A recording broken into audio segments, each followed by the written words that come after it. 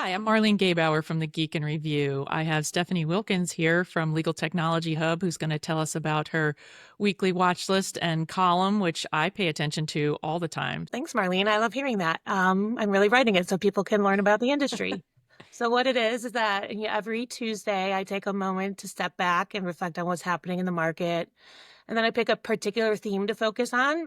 Sometimes it's inspired by a conference I've just attended or by a pattern I've spotted in the news articles I read or the press announcements I get in my inbox, but it's something different every week. In the past, I've written about everything from the ongoing flurry of M&A and funding activity we're still seeing in 2025 carrying out from 2024. I've written about how the market's taking new approaches to educating lawyers and future lawyers about AI, the ways law firms are collaborating with legal tech companies that we haven't seen in the past before. And it's really just a little bit of everything. But then every week, what is consistent is at the end of the column, I publish what we've been calling my weekly watch list, where I compile a list of specific developments in either legal tech or AI generally that caught my eye in the past week. Often they might be stories that are still developing and they haven't quite full stories yet, or news announcements that I didn't have time to write a whole article about. But it's what I'm watching to keep my pulse on the market. People often ask me, how do I stay on top of things? And it really is just reading. And what I've thought I should do is put it all together in a list for others to find interesting too, so they also can keep their pulse on the market and stay up to date. Last week, for example, the watch list I highlighted 2 new partnerships announced by Latera with Chorus Docs and Harbor, DocuSign's new contracting agent, and there was a new legal tech company that came out of stealth called Finch, just among many things. So every week is, again, completely different and things I personally find interesting.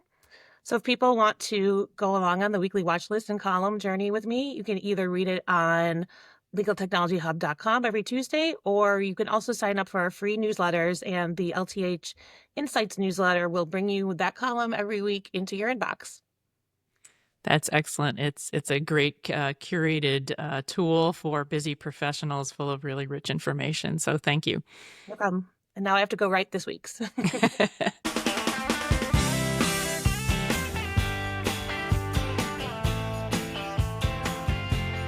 Welcome to the Geek and Review, the podcast focused on innovative and creative ideas in the legal industry.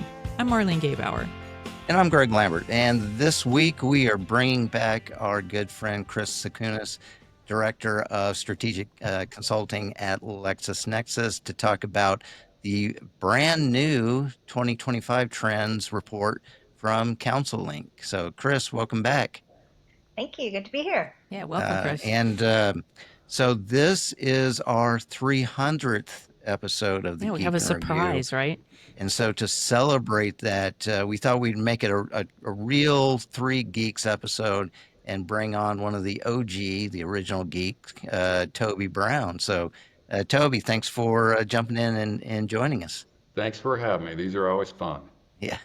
And the reason that we're doing this is because episode 200 also featured Kris and Toby. So we thought we'd repeat that success, and then Kris will bring you back in a couple of years when we hit episode 400. How's that? I'll be here. Absolutely. So we're gonna talk about the report, Kris, this for this episode. So this year's report, again, it highlights significant increases in partner billing rates, especially with high value practice areas like M&A and regulatory. So how are clients responding to these increases? And are you seeing a more proactive rate negotiation or staffing strategy shift as a result? Yeah, so there are a few things related to that. One, about more proactive rate negotiations that you're asking about. So I hear clients talk about how hard they negotiate rates, but keep in mind that the rate increases in the trends report are actually based on effective rates, or the rates that are actually paid, right? So we're seeing very large increases that are being passed through despite those negotiations. So, I've got no doubt that some clients are more aggressive with rate negotiations, but it's not showing up in the averages that we report. And then as far as staffing strategy goes, yeah, I definitely think that's coming into play. And we know some of this data is in the report, because, for example, if I look at corporate work, on average, partners in the corporate practice raise their rates about 6.7%. But the blended average rate on corporate work overall, right, accounting for all the different types of people who work on it, increased only half as much. So there has to be mix changes that are happening that are affecting that overall rate not to be increasing at the same level that that partner rates are in other individual attorneys for that matter. And I think that, what I'm seeing from the corporate legal departments that I work with, that they're definitely getting more savvy with analytics, right? Just understanding that fundamental fact that the weighted average rate is more important to the bottom line than any individual attorney rate that may get approved or paid. So I think there is definitely that market savviness that is taking root. Is the effective rate because they're coming in with the 10% increases and then the negotiations are, well, knock 20% off of that, so it's effectively an 8% Yeah, it could increase? be. Could be. So it could be that they negotiated off of the initial rate that was offered, or it could also be that there are adjustments made to the bill, right, either by the law firm or by the corporate client who reduces the amount that's paid, and that reduces the effective rate as well. Yeah. Toby, go ahead. This is my color commentary moment here. So, my reaction on this is clients don't buy on price. In fact, I developed a saying with Jeff Carr, which some of you may have heard of him, and it is that no one becomes general counsel by saving money. What the clients are buying are results and outcomes. And so price is, 3, 4, 5 on the list. So this doesn't surprise me that Yeah. law firms are raising their rates and clients are paying it. And especially for M&A work, Oh, regulatory yeah. work, right? Like the bet the farm kind of stuff, that they're not going to be pushing back on those rates. They may push back on some other types of rates a little bit more, but not there. Yeah. I mean, even though there's kind of new technologies that can kind of streamline some of that work. I mean, we've had people on the podcast that literally are like, we can do flat fee M&As given the technology that we have. So there's still no questioning or pushback on that. Not on, I wouldn't say on an M&A. Plus, when people, as a pricing person, people are always like, oh, with all this new technology, everyone's going to start fixed fee billing. And Kris, you and I had this conversation on number 200. That's not how clients know how to buy. They don't know how to scope. And so they will pay by the hour. And, you could go, I've had this happen where I've gone to a general counsel of a major energy company and said, we'll do this on a fixed fee. And she said, nope. She goes, we don't know how to evaluate fixed fees. We do know how to evaluate hourly rates. So I just don't see, in fact, I noticed there's not a big increase in the number of AFAs still. And Kris, I remember last time you made that comment that everyone's been predicting this for decades and it's not showing in the data. Yeah, there's not enough comfort there. And we may talk a little bit more about that Yeah. as we go along. But yeah, it is. I agree with you that the industry continues to do what they're comfortable with, and that's be billed by the hour and pay top rates for work they see as critical. Yep. Now, in the report, you also mentioned that the gap in rates between the large and the mid-sized firms is also still growing. And I think now it's around 61%. Is this shift really reflective of an increasing kind of winner take most dynamic in legal procurement? And actually, Kris, I want before you answer that, can you define what you're defining as large versus midsize? Yes, yeah, it's important. So the largest bucket of firms that we measure in this analysis is 700 law firms with at least 750 lawyers in them. And then the next category is 500 to 750. So we have, I think, 5 or 6 different buckets, but the largest firms in our analysis are 750 lawyers or more. And these are US firms that we're talking about when we break them into sizes. Yep. And now, talk about that dynamic of why these large firms are kind of getting the bigger bucket. Yeah, so I don't know that I would characterize it as winner take most, but there are several interrelated things that are at play. So I think the most simple one is that partners in the largest firms are increasing their rates more than other categories of firms. So that right there starts to create that separation. And importantly, practice mix plays a big part here. So in the report, we break down rates by practice area, and we've been talking a lot about M&A already. So at the top of that chart, the median rate charged by an M&A partner is over $1,200 an hour. So that's the median rate for an M&A partner. And then take that into the context of that the largest firms have more than 70% of the market share for M&A work. And another practice, regulatory work, the largest firms have 60% of the share of regulatory work. So that's, another high rate practice. And we also see that lawyers in those high rate practices already are raising their rate at increasing levels compared to the other practices. So, you put all of those things together and you can see why that gap is as big as it is. I think when we first started doing the analysis for this report, the gap between the largest firms and the next category of firms was maybe 30 something percent, and now it's at 61, right? So it really has grown. And I think one other thing I didn't mention here is that relative to 10 years ago when we started producing this report, that there are more firms that are in that largest tier bucket, right? There have been a lot of mergers. So I think that if we were to break down that largest group, we'd see a lot of differentiation within it. And I think at some point I will start looking at the data that way and break down that biggest bucket a little bit more. I would add to that that from the pricing side, my guess is to answer this question is as you move down the stack of firm size, it's far less likely they have a pricing team or an experienced pricing team that's going to go, hey, wait a minute. Because I can say when I consult with firms more in the mid-size and I look at their rates, I'm like, okay, first, your rates are not very well structured. And secondly, you're probably not pacing with the market. In fact, coincidentally, I was talking with another consultant this morning and they were saying, oh yeah, this mid-sized firm 1 year, they didn't raise rates. Whereas if you've got an effective pricing team, that would not be the case. Yeah. Yeah, it's who's keeping their eye on the data that's going to drive profitability, right, for firms. And similarly on the in-house side, right, if you don't have a legal ops team who is paying attention to the various rates that are being charged, you're not going to be on top of the cost. So yeah, I completely agree. It's having the right team in place to manage this. Yeah.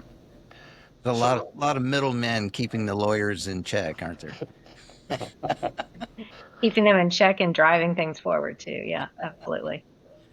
So, Kris, beyond that, the report introduces an expanded view of law firm market share by new matter spend.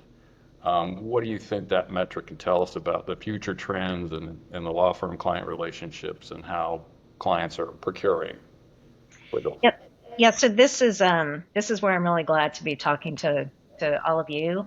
Thank God I'm talking to other geeks who like data and think about different ways to look at it. I'm pretty sure that when I've introduced this metric to some other people that their eyes have glazed over. But I think it's important. So the background on this is that it was sometime early last year, I read an article that had a headline to the effect of clients are departing from mid-sized firms. And it caught my eye because the data that I always look at doesn't really support that, right? The market share data shows that the largest firms are continuing to have the biggest piece of the market share. But I realized that that overall share data is based on total legal spending because I'm thinking about this from the side of the of in-house. So they're looking at the spend, and if I look at the spend in a given year, about 2/3 of that spend is associated with matters that were originated in a prior year. So I thought a better way to evaluate whether there's actually a shift in which size firms are getting the work would be to look at, for each year, just look at the new matters created in that year and then which law firms they were assigned to and look at the spend just for those matters. So we do that now. So that's a new metric in the report. I think it's important because I think it's a better leading indicator of what the overall share will be in future years, because spend or billing on those matters will continue in 2025 from 2024, in some cases beyond or well beyond. But I guess the bottom line to doing this analysis is that even looking just at new work and who's getting that new work, large law increased their share of fees. So it completely invalidates that headline, which I was skeptical about. I would imagine you may have been too when you read it. But we will continue to look at this metric as a better leading indicator of future share by law firm of legal work. So Kris, I had heard the same and about clients moving their work down. And so I called a friend of mine who's in a very large legal department, and he actually confirmed that they indeed were moving some work down. And he said, Toby, it's great. I get a partner instead of an associate. They're way more efficient because they're way more experienced. And he goes, and their rates are actually less than the associates at the large firms. But he did say there was a downside, is that now they've got more firms to manage. So. Yeah, but also, what I mentioned before, I think is important, that we have that bucket of firms with, the largest tier that I'm looking at has 750 or more lawyers. So you could move down even within that bucket, right? So move from the 10th largest firm to the 50th largest firm, and you're going to see some of the effect of what you just said. So they may not be moving between the tiers that we have established in this report, but like I said, I think it's going to be important for us to start to break that down a little bit going forward. Yeah, good point. Yep. Why do they have more firms if they are taking on more work? Well, if they're going to mid-sized firms, you can have one large firm do a whole bunch of work, or you can have 20 mid-sized firms do the same work. So that's the issue. Got it. Yeah. And Kris, one of the things that sparked in my mind was, what about ALSPs? Or because we're seeing things move to small firms. We've had last week we had one of the Thomson Reuters folks on that talked about ALSPs trying to kind of move their way in, and I think a lot of us, especially with the hype around all the AI tools, thought that would be kind of the first group that would really kind of leverage that. Are you seeing any of the work moving away from the contemporary more over to ALSPs? Not so we don't I don't look at that data in depth, but I have, because I've been asked this question a lot, taking a look at it in the past. We haven't seen huge movement there yet, and maybe that is going to be kind of like AFA is slow to move toward that adoption, or maybe as new technology takes more hold, that we'll start to see that movement increase. But as of now, I would say no, we're not seeing a big shift away from, in terms of market share, seeing that move to ALSPs instead of law firm. I'll be curious if that shows up in the data. And Greg knows my thoughts on this because he and I have talked about it. I think it is a huge opportunity for ALSPs. My comment earlier about no one becomes GC by saving money, if you go way down to where they have high volume, low risk, in-house lawyers' careers are not dependent on it, like contract review or single plaintiff employment litigation. I think there's a huge opportunity for ALSPs to come in, leverage, AI, take the whole thing instead of, having it go to 50 firms, and do it more effectively, do it more efficiently, and obviously do it at a lower cost. So I think there's a huge effort there. So I'll be curious if the future data starts to show that. Yeah, I agree. I completely agree. It's a big opportunity, and how that shows up in the data we'll just have to pay attention to that kind of extra carving out of these types of vendors. So yeah, we'll keep our eye on it. So I believe in the 2024 report, there was discussion about plateauing AFAs at around 9%. Alternative fee arrangements we're talking about, I guess that they've made incremental changes this year. So, do you see this, despite the fact there's great opportunity, I mean, do you see this as a steady evolution? Or is this something that we think that's going to blow up more? Are we going to stay at 9% forever? Are we going to stay at Chris? 9%? Are we going to blow? Are we going to blow up and jump? 9.1. Woo! Well, and that's, I know you've heard me express my disappointment in this for the last few times that we've talked. So we've been at 9%, right? This year we're close to 10, but is that a huge jump? Well, I guess relative to sitting at 9% for several years, it is, and it's noteworthy. And we also, and that's looking at what percentage of matters have some sort of an AFA in its billing structure, right? It may not be a complete flat fee, but there's some component of non-hourly billing there. But we also did see a bit of an uptick in the percentage of dollars that get billed under an AFA. So that's the other way that we look at it. But it's not huge. There continue to be the two front runner practices, employment and IP, that everybody's more comfortable with those pricing arrangements because we've been doing them for a long time. So it's hard for me to answer this question. I really want to say I'm optimistic that this is the beginning of creative pricing in a way for clients to better manage their budgets too. But given the extremely slow adoption of AFAs that we've talked about that Toby has referenced to, I feel like I need to see more than 1 year of a slight gain before I'm going to declare that we've finally crossed the line and we're making movement with AFAs. So let's talk about this again next year. Okay. Yeah, I mean, I just think back to what you guys were saying about comfort, comfort levels, and is that what is reflected here? I think in part it's comfort levels, but and this is one of my soapbox issues. Lawyers do not know how to scope a matter. They're incapable of doing that, and I don't know how you can bill on a fixed fee without scope. Because in any other, and here's the irony of it. You know who has to read all the statement of works and approve them? It's the legal department, but yet they don't know how to do that for their own work. In fact, another friend of mine at another legal ops thing, they do budgets, and the budgets get adjusted all the time up, of course. And I said, how do they decide to adjust them? Did they go, here's a material change in scope? He laughed. He goes, no, they just said they had to do more work.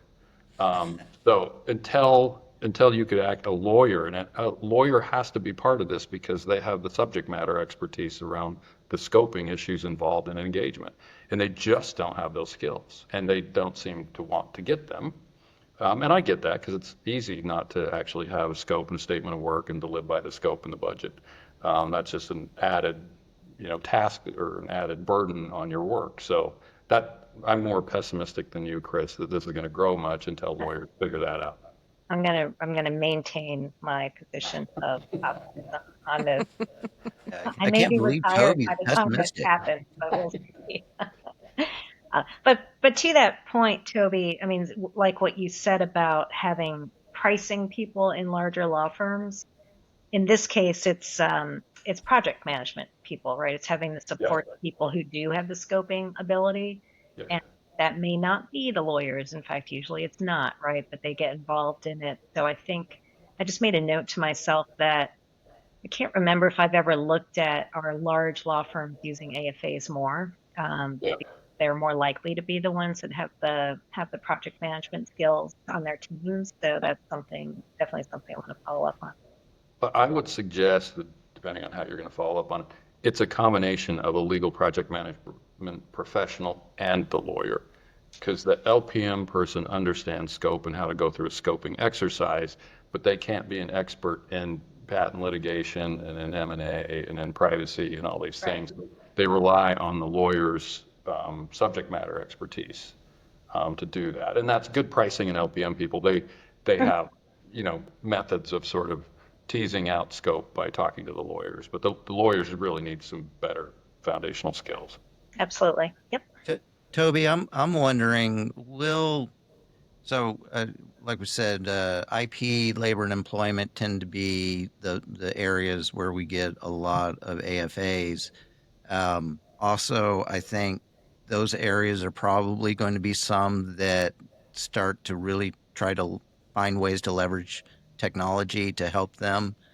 And so mm, the way my brain works on this is things, well, once we get the technology kind of set up for the efficiencies, then if things are outside of scope, it would seem apparent that these are things that fall outside the efficiencies that you're getting with the technology. Do you think are we going to be able to kind of connect those two? I hope so, but I'm aware of one technology, and can I name a technology Yeah. provider? Legalmation, and they have a fantastic tool for single plaintiff employment stuff. And they have a couple of anchor customers who are on the client side.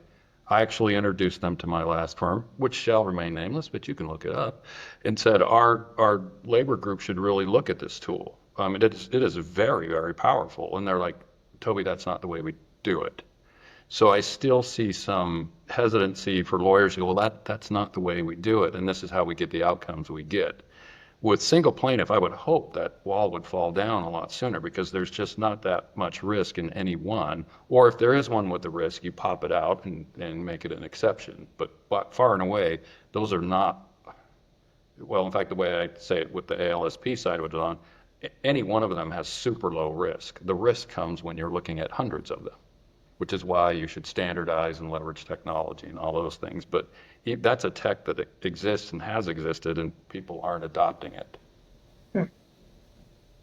Well, Chris, I'm gonna switch over to something else that I think the report's been a little pessimistic on, and I think you started this a year or two ago, and that was looking at the mix of timekeepers on the report and how sophisticated and in-house legal departments have come to leverage that tactic of kind of mixing a number of timekeepers on it. So, how's that look this year? And what do you think? Is there any role for technology in helping kind of keep an eye on that mix of timekeepers?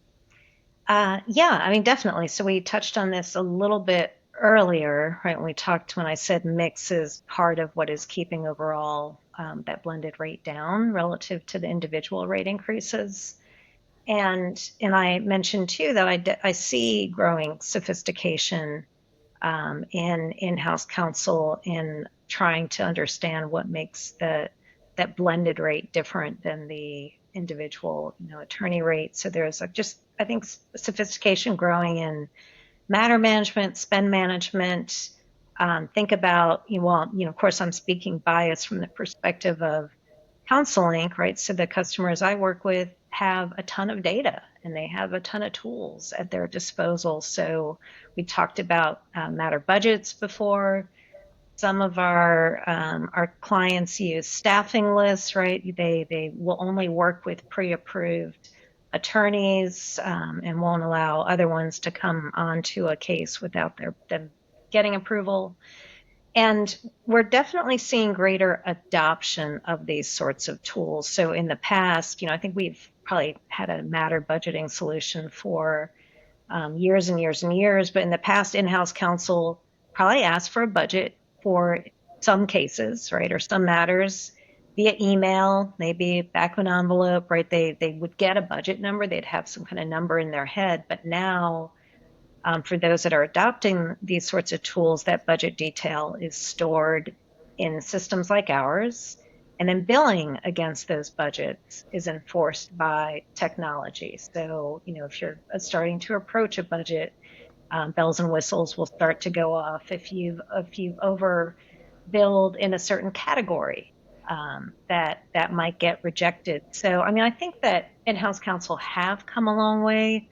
Um, I think they're going to progress. I think that where some of the skill sets are lacking is that, like, asking for a budget and getting a budget and checking a box is not really managing to a budget, right? It's knowing whether or not a budget is reasonable and whether the law firm has made good efforts to try to keep costs down. So I think understanding what the budgets mean and actually comparing them against historical data is an area that we could improve. But the tools are there; they're being utilized more, and I think slowly that sophistication will grow. Hopefully. There's so many cynics in this room. Yeah, I haven't had anything to drink. That's part of the problem. So I have a Toby's couple of. getting a late start today. I know. It's lunch. What's going on? So I have a couple of trend questions for you. So the first question is, based on the decade-long arc of these reports, what trend surprised you the most this year? And the second trend is, what trend do you think the industry continues to underappreciate or misinterpret? And you can answer them in any order you choose. Okay, so something that I didn't really used to pay much attention to, but I've been paying more attention to in the past couple of years are associate rates. Right? Traditionally, our report has looked at partner rates as kind of the anchor metric that we always can use as the baseline and see what's happening. But one thing that stood out in this last year is that there are associates billing at over $1,900 an hour, and that's kind of mind blowing to me. And I'll date myself for sure here, but I remember when it was headline news that a partner was billing $1,000 an hour, Yeah. and now $1,000 or a little bit over 1,000 is the median partner rate across all different practice areas, right? So you've got that, and then you have associates who are approaching $2,000 an hour. I mean, that's just wow to me to think that the rates have increased this much over, not that long, but a period of time. So I think that's kind of the most surprising thing, is to take that number and put it in perspective. And then I think as far as what people underappreciate or maybe misinterpret, so I'm one source of this sort of data. I believe in the way that we analyze it, that it's solid and that our metrics are the accurate ones. I see all kinds of numbers out there. So I think what's confusing to the industry is that you can calculate an average increase in a lot of different ways, for example, right? And there are so many numbers that get thrown out there that I think that's the cause of a lot of the misinterpretation. So it's not so much that people underappreciate the data. I think that they are being thrown data that doesn't all jive together. So use my data. It's reliable. That second one is interesting because I haven't thought about that way. You mentioned we're all data geeks. I'm always looking for, some sort of confirmation and trends.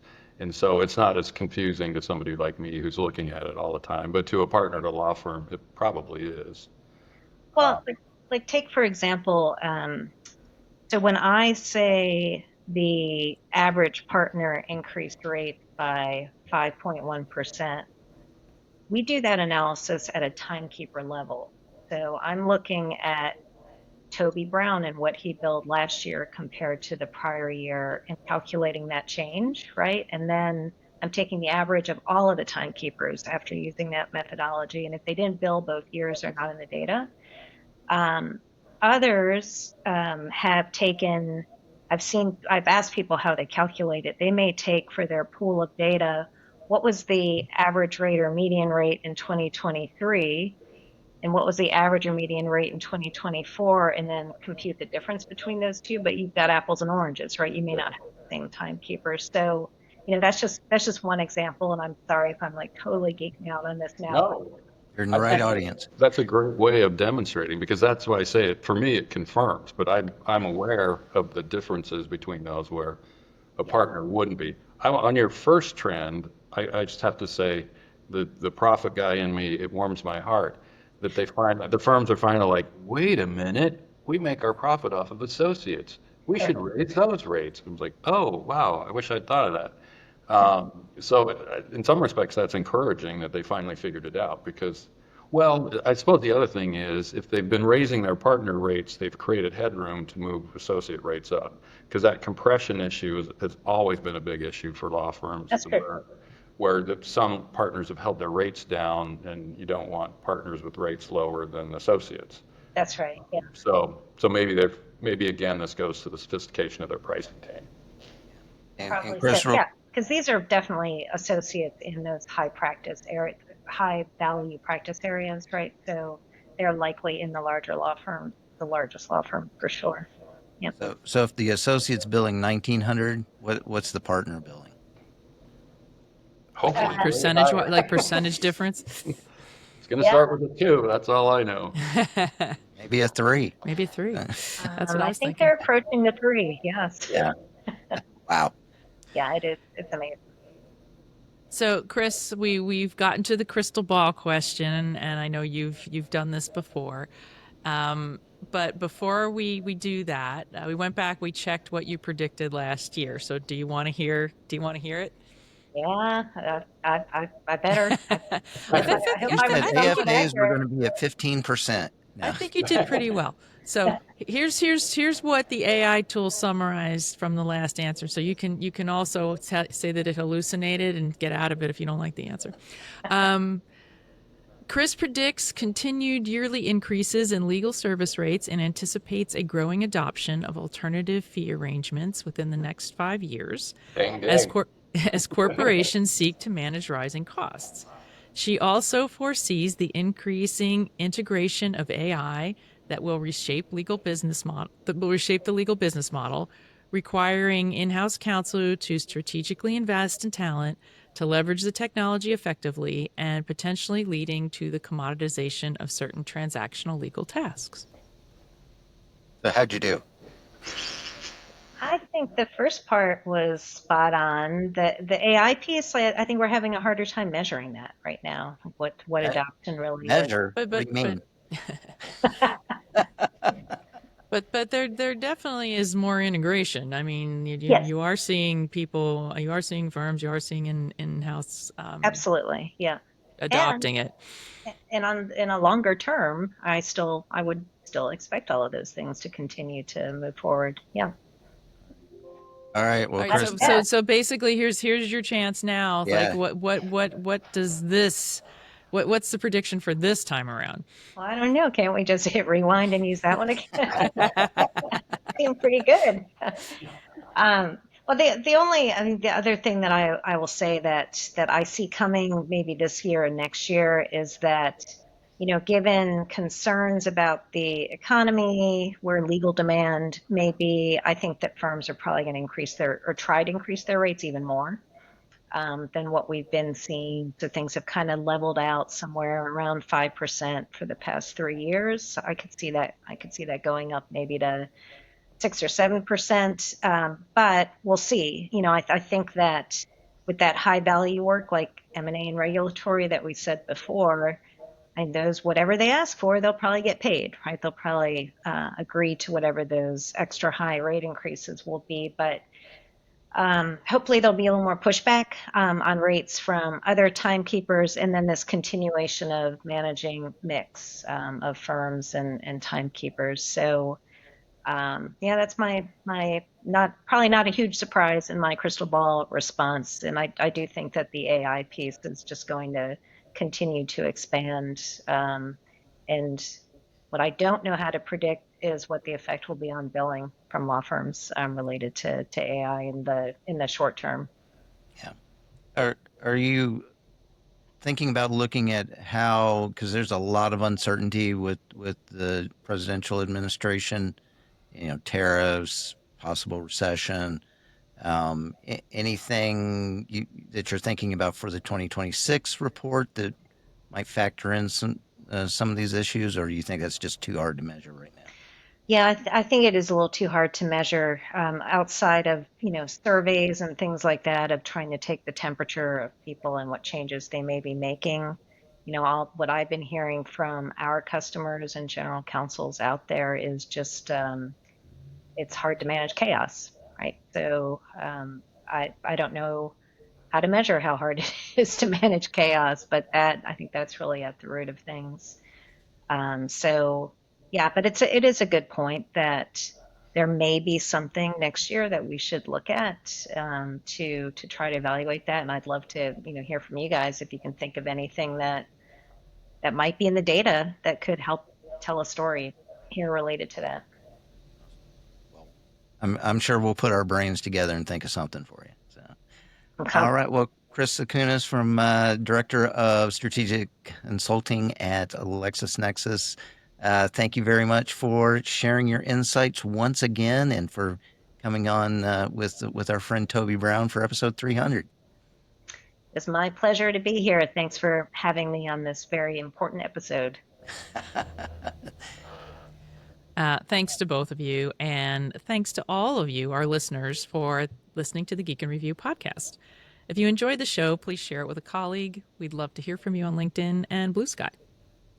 And Kris, I know the link is not easy for the report to give verbally, but so we'll make sure we put that on the show notes. But if listeners want to learn more about it or to reach out to you, where's the best place to do that? I would LinkedIn is probably going to be the easiest way to find me, and I definitely will respond to anybody that has any questions or wants to chat. So yeah, thank you. Great. And as always, the music you hear is from Jerry David DeSica. Thank you, Jerry. Thanks, Jerry. All right, and thank you all for being on here. Don't have to go too far. Salt of the earth on the way to a hearse at the devil's back on the bar. Hey, hey, don't take me away. I can walk on by the North Star.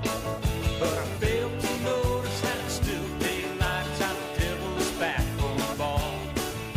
The devil's back